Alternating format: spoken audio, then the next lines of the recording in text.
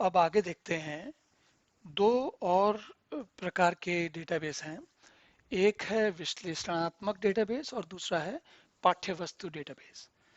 तो विश्लेषणात्मक को आप ऐसे समझिए कि कई सालों की कई प्रकार की जानकारी, मान लीजिए कि कोई संस्था है, वो सुपर स्टोर चलाती है ना।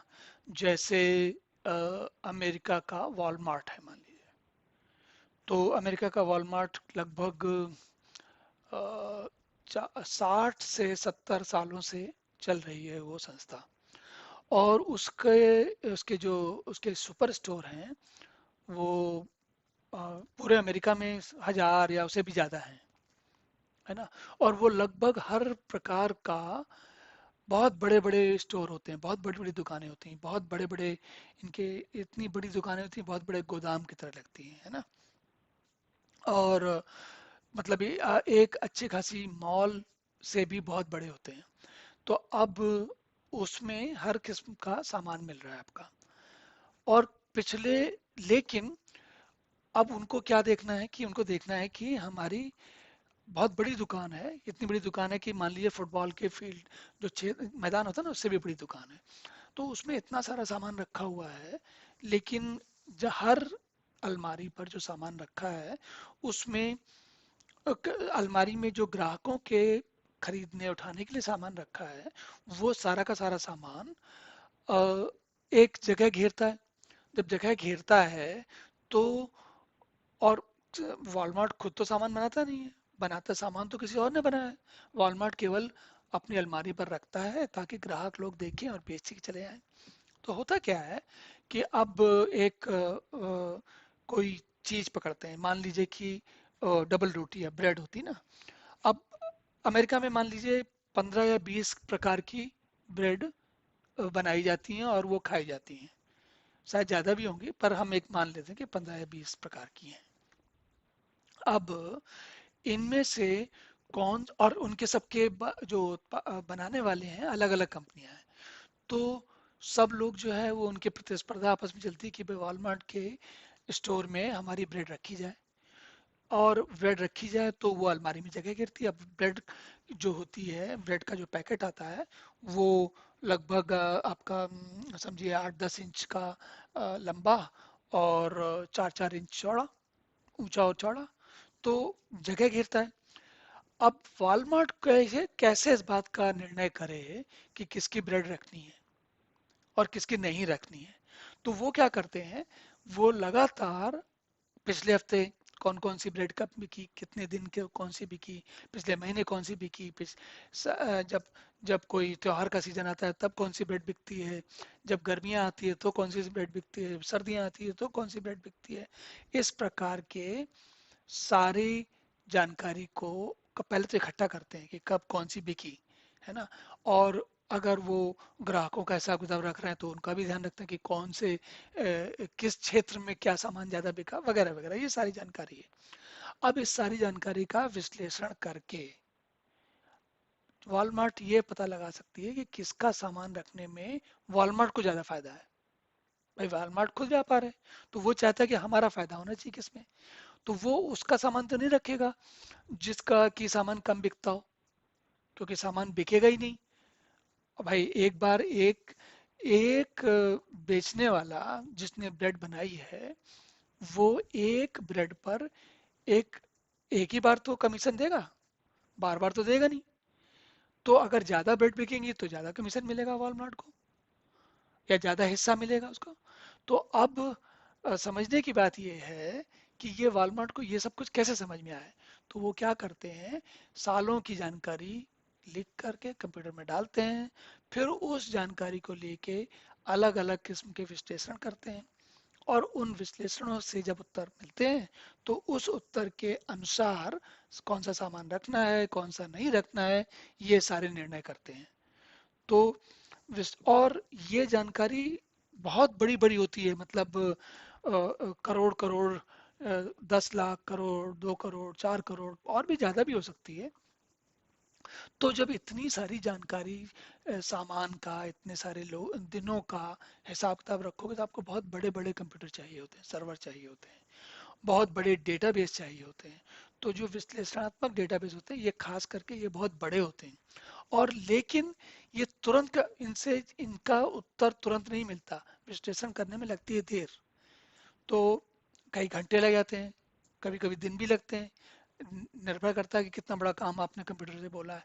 तो हम सब जानते हैं कि कंप्यूटर बहुत जल्दी काम करता है, लेकिन विश्लेषणात्मक डेटाबेस का की जानकारी को लेके निकालना ये मिनटों का काम नहीं, ये घंटों का काम होता है, और कभी कभी दिनों का काम होता है। तो विश्लेषणात्मक डेटाबेस जो होते हैं वो एक अलग किस्म के होते हैं, बड़े होते हैं, बहुत सारी जानकारी रखते हैं, लेकिन बहुत अ, अ, प्रकार की जानकारी रखते हैं। लेकिन तो उनमें अच्छा हाँ, एक और भी बात होती है, ये इनमें से जानकारी पढ़ी ज्यादा जाती है ना, क्योंकि पुरानी पुरानी जानकारी पड़ी हुई है, लेकिन लिखी नहीं जाती। अब वो जानकारी बदल नहीं रही है, 6 महीने पहले जो हुआ सो हो चुका है, एक हफ्ते पहले जो कुछ होना था हो चुका है। बदलती कौन सी जानकारी है? आज बदलती है। जो आज बदलती है वो उत्पादन वाले डेटाबेस में जाती है, जो शोरूम में रहता है, बाहर रहता है, या बैठक में रहता है, बैठक की जानकारी बदलती है, घर के अंदर का कार्यक्रम सब वैसे ही चलता है। तो जो ये विश्लेषण वाला है, ये जानकारी उतनी बदलती नहीं है, इसलिए लिखने का काम नहीं होता इसमें, केवल पढ़ने का होता है। अब इसी बात पर हम एक और डेटाबेस देखते हैं, वो है पाठ्यवस्तु डेटाबेस। ये पाठ्यवस्तु डेटाबेस क्या है? ये है मतलब ऐसा डेटाबेस जिसको केवल पढ़ने के लिए बनाया गया है। क्यों? कई बार, एक उदाहरण समझिए, हमने अ, मान लीजिए हम मैं और आप एक किसी कंपनी में काम करते हैं, जो किस आज बाजार में खुदरा जो थोक विक्रेता नहीं, कौन सी दाल कितने की बिकी, टमाटर कितने के बिके, बाकी सब्जियां कितने की बिकी, या जो भी सामान है, तो वो सारा, ये सारी जानकारी लिख करके आज बाजार में कौन सा भाव किसका चल रहा है या चलने वाला है, उसकी जानकारी मैंने हमने हमारी कंपनी ने बनाई और पूरे बाजार में वितरित कर दी।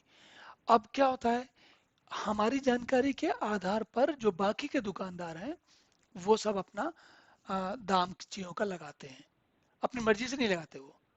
ऐसा क्यों हो रहा है?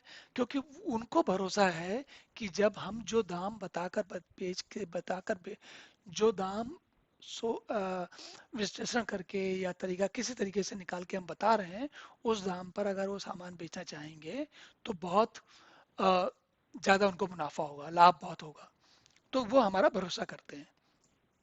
अब बात आती है, ऐसी ऐसी जानकारी को हम क्या करेंगे, सीडी में लिख के डाल देंगे, या ऑनलाइन डेटाबेस में ऐसे लिख के डाल देंगे कि कोई उसे बदल नहीं सके, आज नहीं बदल सके, कल बदल सके लेकिन आज नहीं बदल सके। तो ऐसा क्यों कर रहे हैं?